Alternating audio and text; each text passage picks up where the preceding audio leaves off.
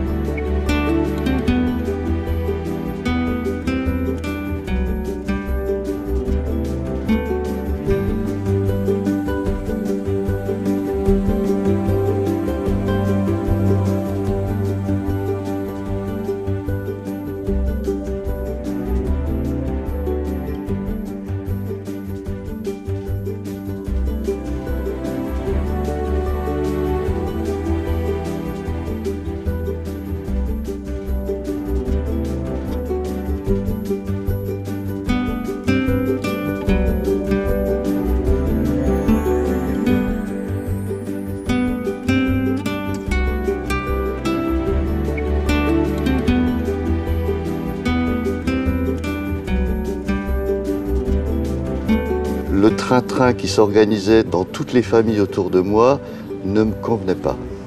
Voilà. Je ne me voyais pas trouver la plus jolie fille du village, l'épouser, aller travailler chez Peugeot et mener toute ma vie dans cet endroit-là. J'ai beaucoup de respect pour tout ça, mais c'était pas mon truc. Donc je savais pas exactement ce que je voulais, mais je savais que ça se passerait pas là. Il fallait que j'aille un peu ailleurs, tester d'autres choses. Cette histoire commence en Franche-Comté, dans l'univers ouvrier des usines Peugeot, la Peuge comme on dit. C'est là que le petit Jean-Guy grandit. Ce n'est pas un rebelle, mais clairement il ne rentre pas dans le moule. C'est peut-être la raison pour laquelle il se sent irrésistiblement attiré par les gueules cassées, les marginaux, les exclus.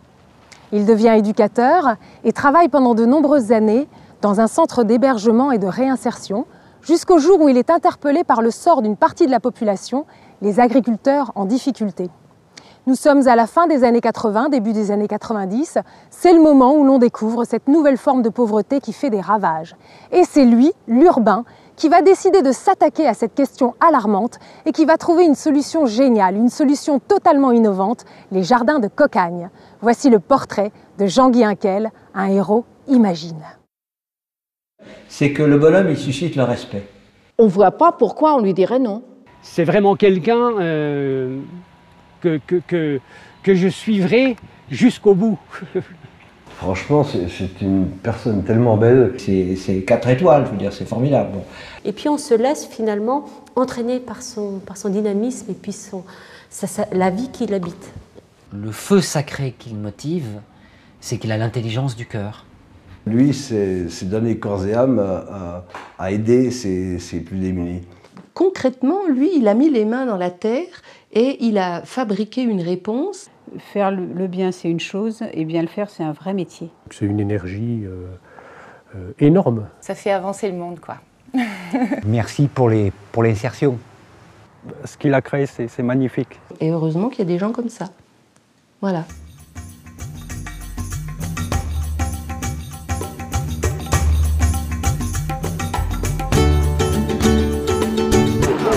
Vous avez besoin de légumes, ils ont besoin de travail. Ensemble, cultivons la solidarité. Jean-Guy, raconte-nous quel enfant tu étais, quel caractère. J'étais dans un petit village franc-comtois, au Nant, ça s'appelait, un tout petit village. J'avais le bistrot de mon grand-père en face chez moi, mes parents qui travaillaient beaucoup. Et puis une très grande liberté les 10 premières années. Les milliers d'hectares et de forêts qui étaient autour étaient à moi. Avec des moments un peu moins libres quand il fallait aller à l'école.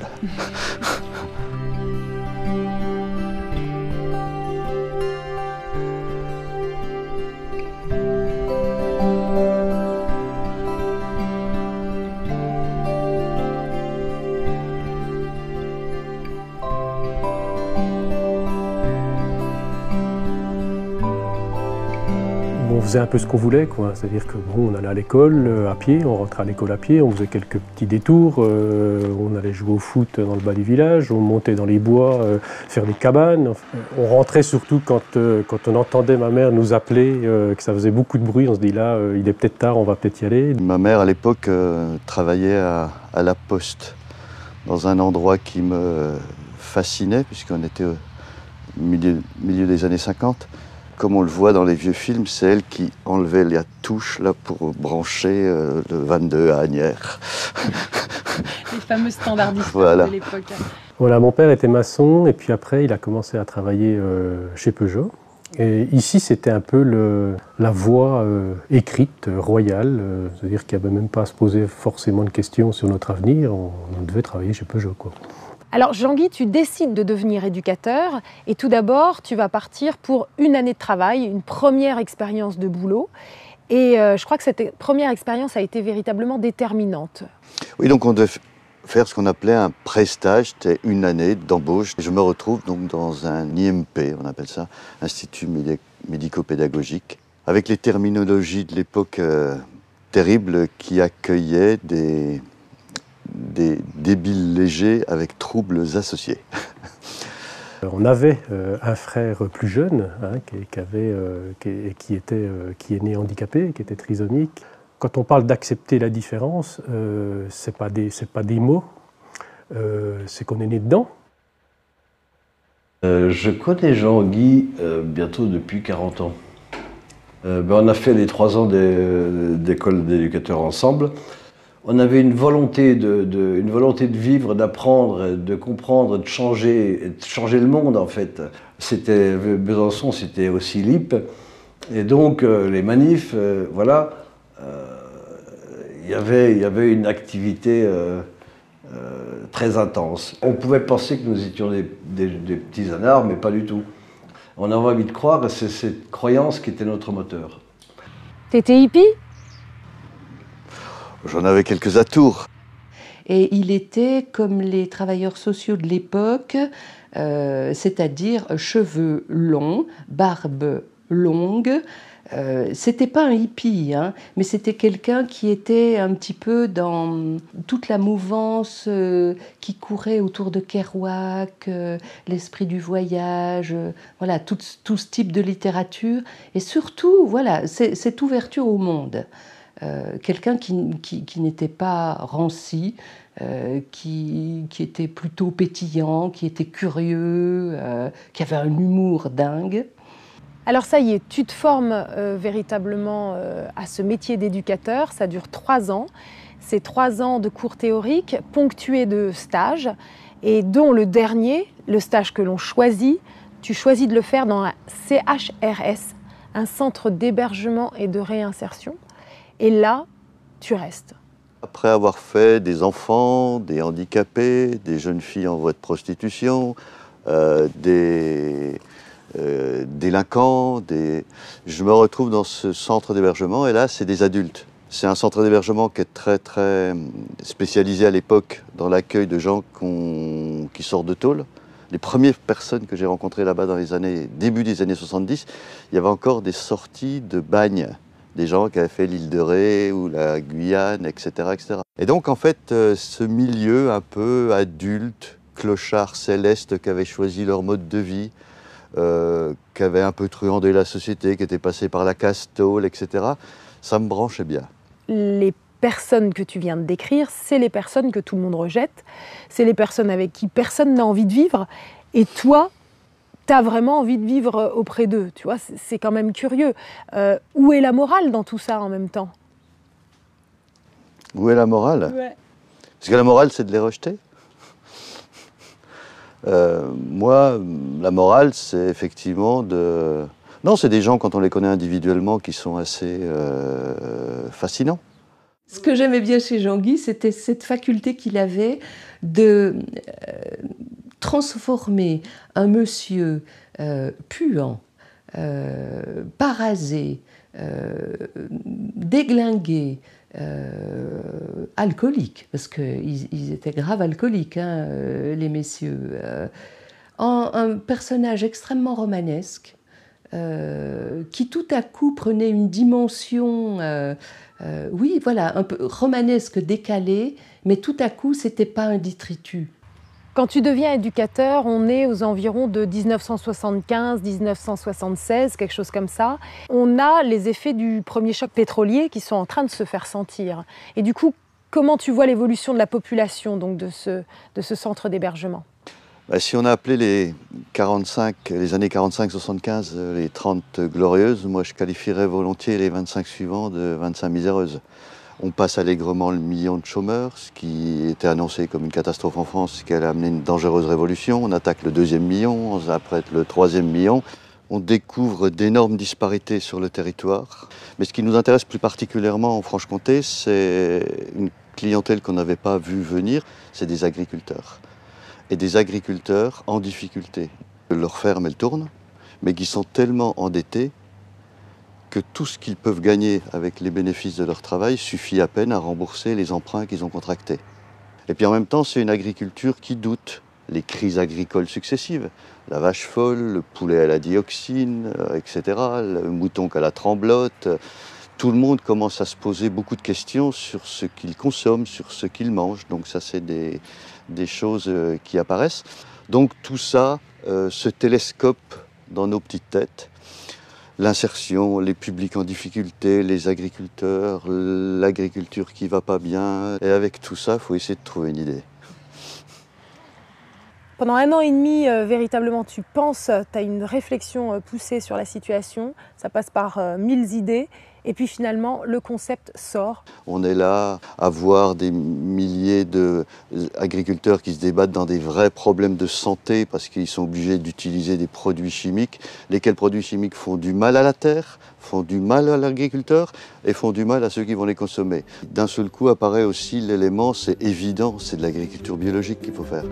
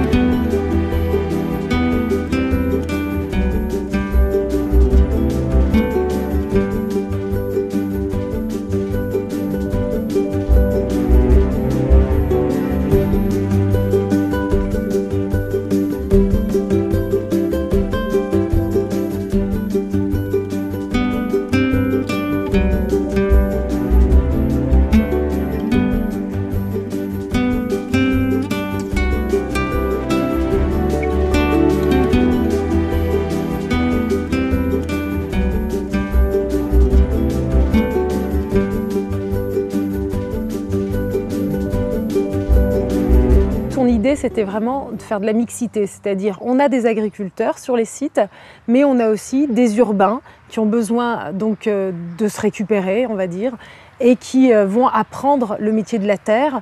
Et en plus, avec l'agriculture biologique, ils reprennent de l'estime de soi.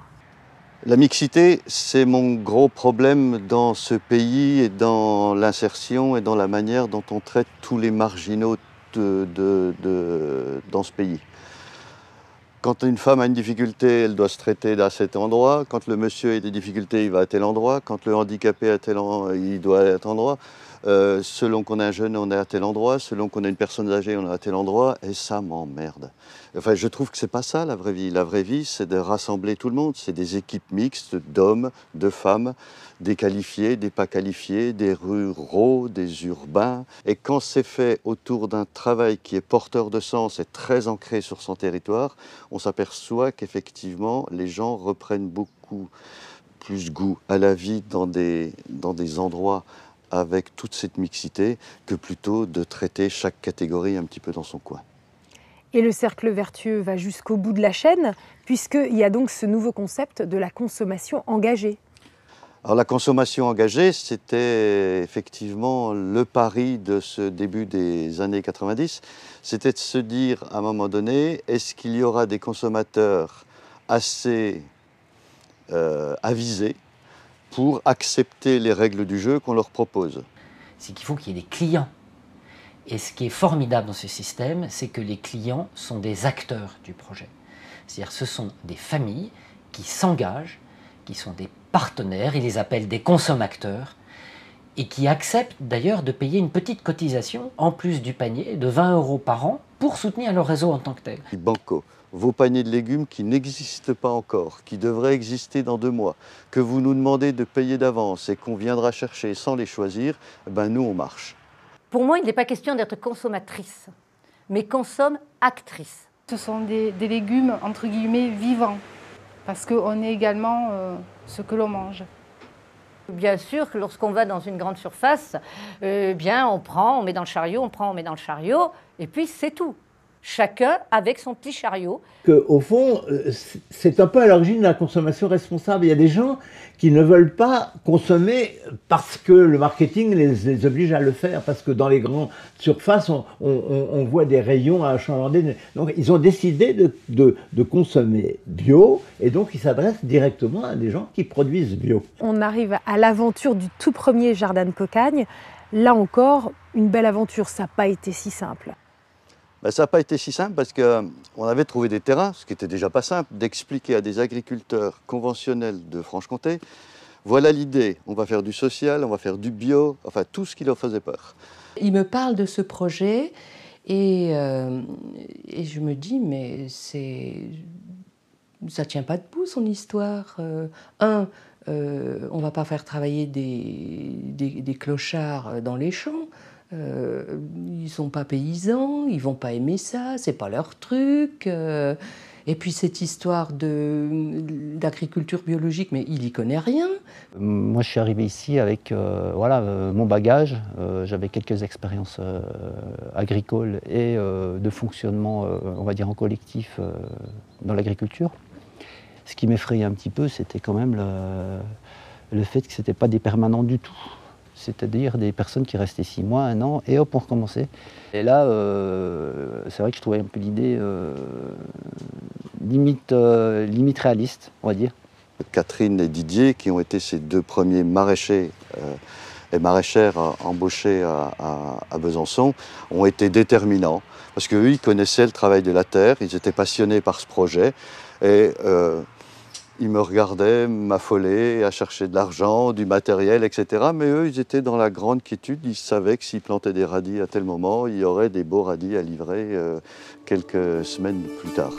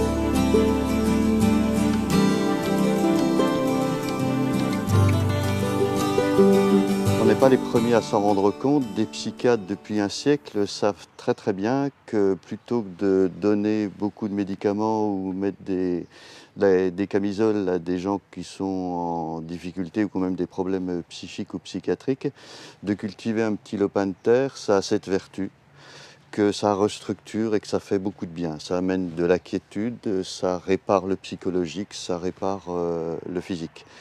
Quand on a des besoins primaires à satisfaire quotidiennement et que le primordial c'est de pouvoir savoir comment on va manger aujourd'hui et demain, on a des difficultés à se projeter dans l'avenir. Et ce travail saisonnier fait que peu à peu on se réapproprie un avenir.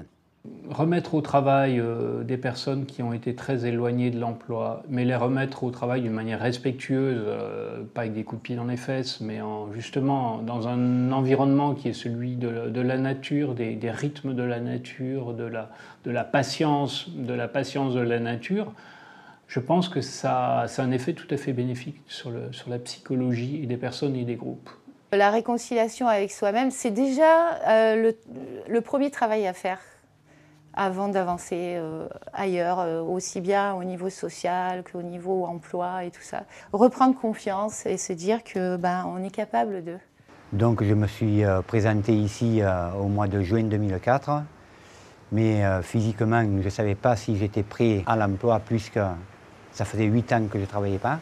Et je me suis donné du mal, mais petit à petit je suis arrivé à retrouver, à avoir envie de travailler et la motivation.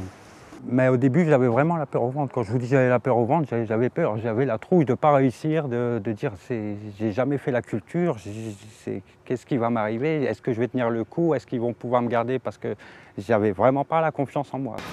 C'était très difficile de trouver du travail dans les Vosges, donc je n'hésitais pas à accepter toutes les missions intérimaires, en l'occurrence les poubelles, c'était un travail comme un autre et il fallait bien que je vive.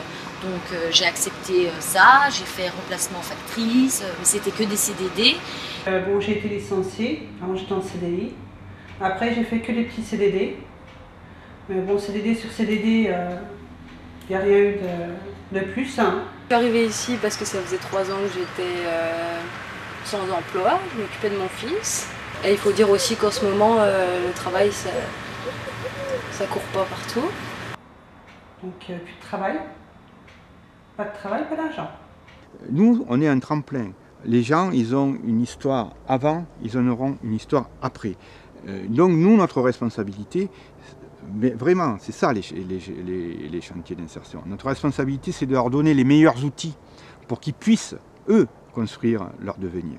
C'est cette double exigence entre le travail de production et le travail d'avenir qui crée ce qu'on appelle chez nous, cet espace que l'on appelle, nous, l'encapagnement, c'est-à-dire la synergie entre l'encadrement et l'accompagnement. C'est ça, on appelle ça l'encapagnement, parce que c'est ça le cœur de notre travail. Et ici, voilà, j'ai des ateliers, certaines après-midi, pour essayer de trouver un petit peu ce qu'on veut faire de notre vie professionnelle. Voilà, 40 balais, je ne savais pas ce que j'allais faire de ma vie. Maintenant, je sais. Ça m'a donné le temps et le pouvoir de changer des choses dans ma vie, de prendre des décisions importantes. Et donc, c'est pour ça que je dirais que les jardins de Cocagne, ça a un effet tremplin. C'est que, de toute façon, on ne peut pas y rester. Il faut profiter du moment qu'on est là, déjà pour partager des choses, pour peut-être revivre, vivre des choses nouvelles, et là, essayer de changer ou de se régénérer. Grâce au Jardin de Cocagne, j'ai pu reprendre donc 2 formations. Il y a une bénévole institutrice à la retraite qui est venue au Jardin de Cocagne me préparer au concours écrit de ma future école.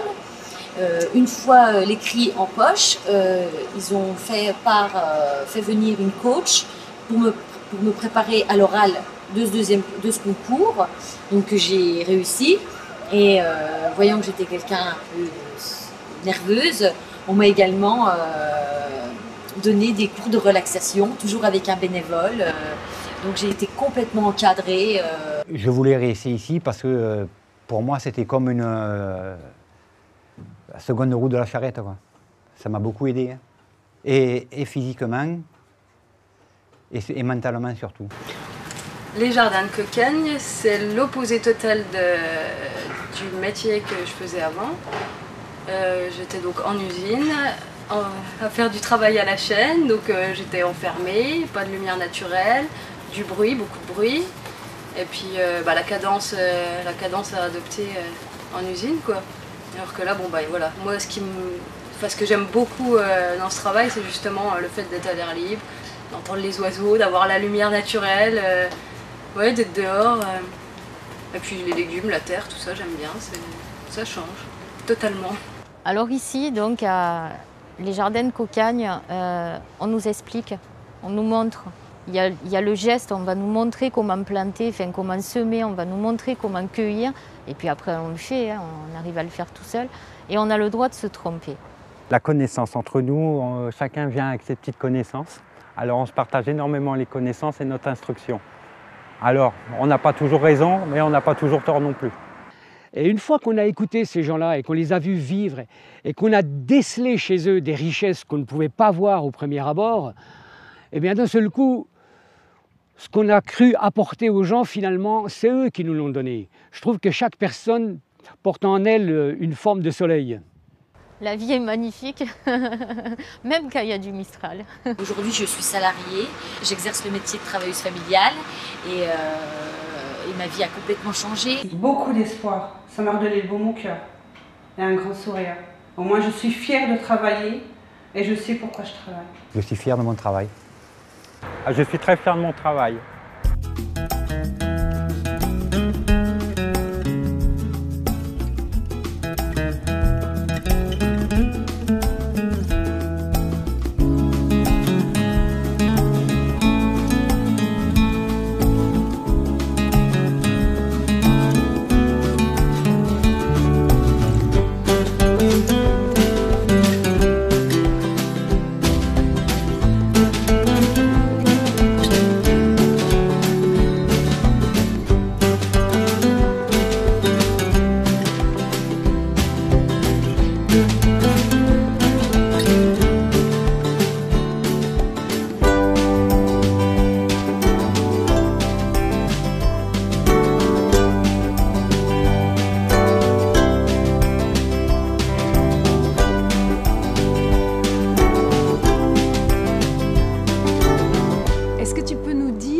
D'où est venue l'idée des fleurs de cocagne?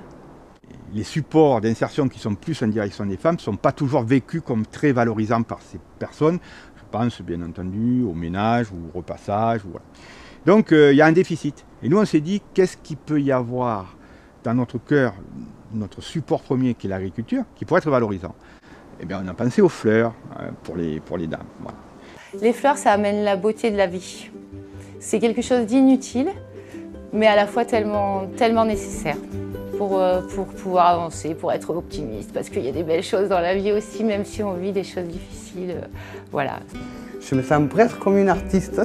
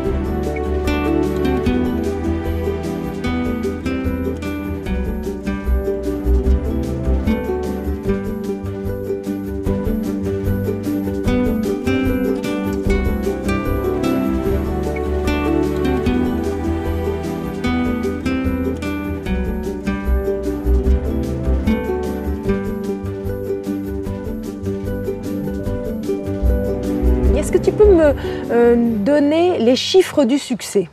120 jardins de cocagne, 4000 personnes en insertion, 600 postes de cadres, les dirigeants, les accompagnateurs socio-professionnels, les encadrants techniques, tout le staff secrétaire et gestion, et puis ce qu'on appelle dans notre jargon le staff commercial, les animateurs de réseaux d'adhérents.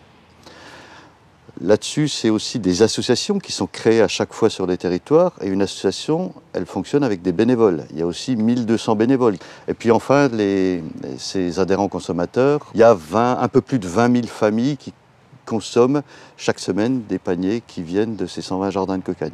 Alors maintenant, tu es un petit peu victime de ton succès parce que la concurrence te rattrape. Il y a des paniers qui sont proposés un petit peu partout dans le commerce. Donc comment est-ce que tu comptes faire face à cette situation? Quel plan est-ce que tu élabores pour le futur?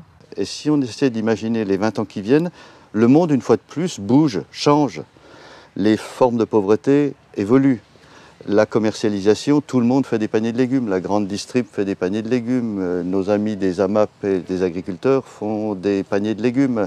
Et puis en même temps, il y a de plus en plus de publics en difficulté. Il y a de plus en plus de chômeurs. 12 millions de personnes qui vivent en dessous du seuil de pauvreté. Les pouvoirs publics ne peuvent plus faire face seuls.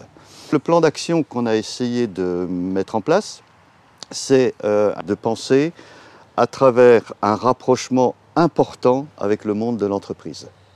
Alors qu'on est en capacité, très souvent, dans le secteur d'insertion par activité économique, d'innover, on n'a pas les moyens de le faire. Et ça, c'est une vraie problématique.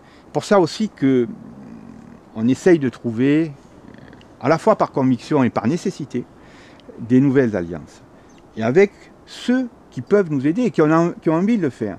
Il n'y a pas de honte du tout, bien au contraire, à essayer de trouver des solutions et des aides avec le secteur privé. Nous commencions à réfléchir depuis 2 ou 3 ans à la fois à la lutte contre la pauvreté et en même temps à l'écologie, au développement durable. Et c'est la rencontre que la Fondation a faite avec ce projet, c'est que ce bonhomme incroyable, depuis des années, réfléchit à la pauvreté et à l'écologie. Alors Jean-Guy Henkel, je l'ai rencontré il y a 4 ans, quand je suis moi-même arrivée à cette fondation, parce que ça fait partie des acteurs qu'on ne peut pas éviter longtemps quand on est dans le monde de l'action sociale en France. Et l'idée que nous avions, c'était, comme nous sommes concessionnaires d'autoroutes en France, nous avons des terrains inoccupés le long de nos autoroutes, et nous nous disions que ça pouvait être une bonne idée que de prêter ces terrains pour mettre en place des nouveaux jardins. À chaque jardin que nous avons soutenu, nous n'avons fait que confirmer l'intérêt de ce modèle socio-économico-écologique que Jean-Guy avait imaginé au démarrage de cette aventure. Ce qui nous rapproche, nous, Fondation d'utilité publique, avec des organismes d'État, des collectivités locales, la Caisse des dépôts, des fondations d'entreprises, des très grandes entreprises, des cabinets de conseil. Il prend le meilleur de ce que nous sommes tous. Il utilise des vraies pratiques professionnelles parce qu'il met une grosse pression pour que le réseau se professionnalise sans cesse, parce que le problème de l'emploi évolue lui aussi sans cesse. Et ça fertilise son système. Et c'est pas pour rien qu'actuellement, son système représente 30 millions d'euros de volume d'affaires consolidées, ce qui est énorme dans ce système-là. Quand on s'occupe de publics en difficulté qui cherchent, ces milliers de personnes qui cherchent un emploi, où vont-ils travailler? Dans les entreprises. Donc il faut qu'on ait des liens très importants avec ces entreprises. Et ces entreprises ne viennent pas spontanément embaucher des gens dans les jardins de Cocagne, parce qu'ils ont des représentations un peu dégradées de ce que sont des gens en insertion. À nous de leur prouver qu'on a ici des gens qui sont fiers, qui font leur journée de travail, qui sont compétents et qui peuvent tout à fait un jour intégrer leur organisation ou leurs entreprises. La deuxième façon d'aider, c'est de recruter les personnes qui sortent de ces parcours de reconstruction qui sont faits dans le cadre des jardins et les stabiliser dans l'emploi chez nous. Par exemple, on a des personnes à qui nous avons appris un métier comme l'entretien d'espaces verts que nous pouvons aujourd'hui employer sur les aires de service des autoroutes ou sur des métiers de ce type dans le groupe. On est en train de connecter aujourd'hui des mondes qui n'étaient pas connectés auparavant. Et avant, il y avait ceux qui faisaient du social, puis il y avait ceux qui faisaient du business, et il y avait une muraille de Chine entre les deux. Aujourd'hui, on est en train de se rendre compte que pour faire du social, on a besoin de savoir-faire, de capitaux, de méthodes de management qui sont celles des grands groupes. Et dans les grands groupes, on est en train de réaliser que pour faire tourner le groupe et pour faire du business et du profit, il faut revenir aussi à des intuitions assez fondamentales, à de l'humain, à de l'implication personnelle, à des formes de gratuité qui étaient impensables encore, je pense, il y a 10 ans.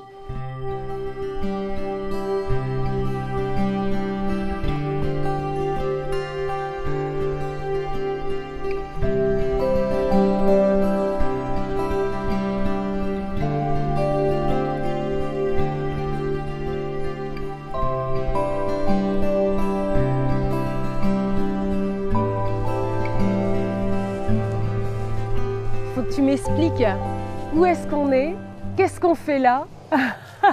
Qu'est-ce qu'on fait au milieu des champs, voilà, sur le plateau de Saclay? Exactement. Tout ce territoire est dévolu à devenir la Silicon Valley européenne, c'est-à-dire la plus grosse concentration d'entreprises et de recherche et développement dans toute l'Europe.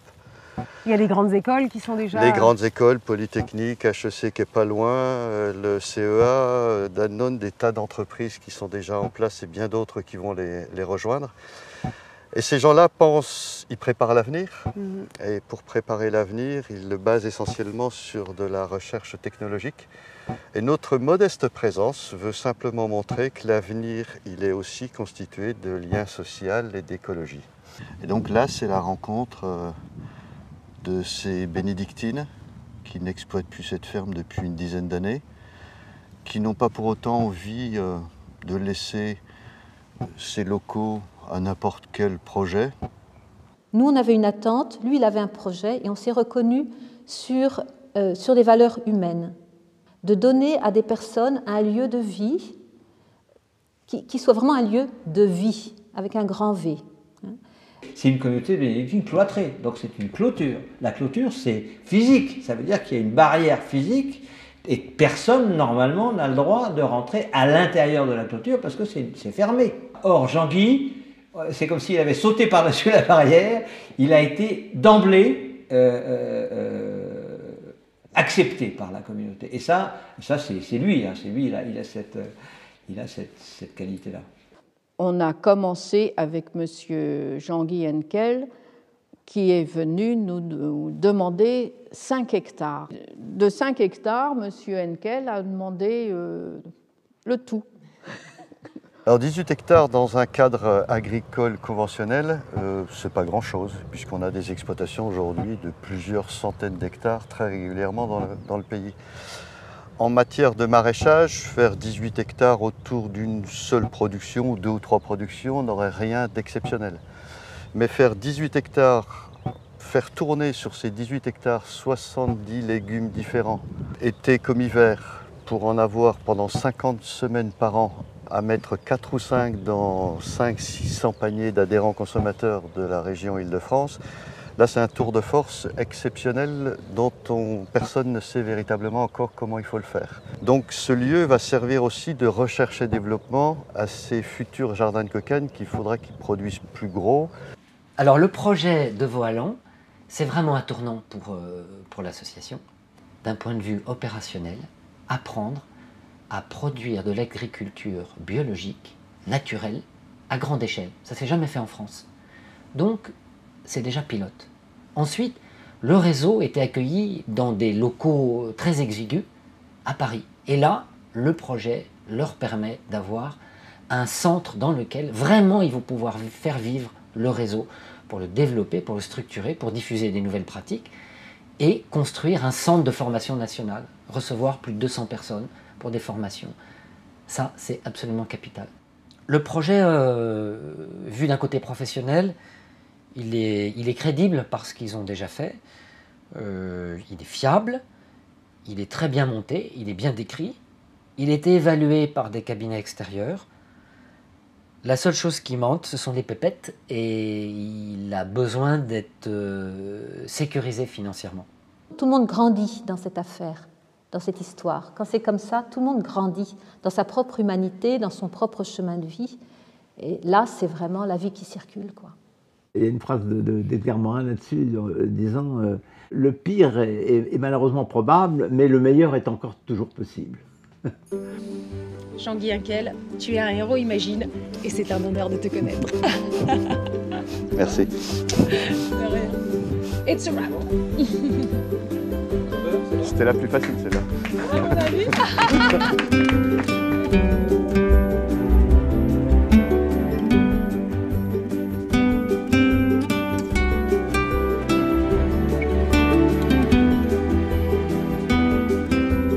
C'est vrai que moi j'étais meilleure pour la récolte que pour semer. Elle est super. Allez. Ah oui. Oh. Bon.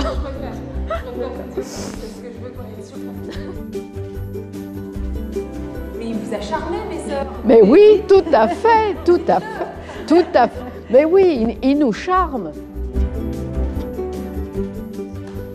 Il y a le ménage qui attend. Ah, et les micros. Chantal, on allait partir avec les vous micros. pouvez, c'est bon, allez-y. Vraiment. Vous pouvez.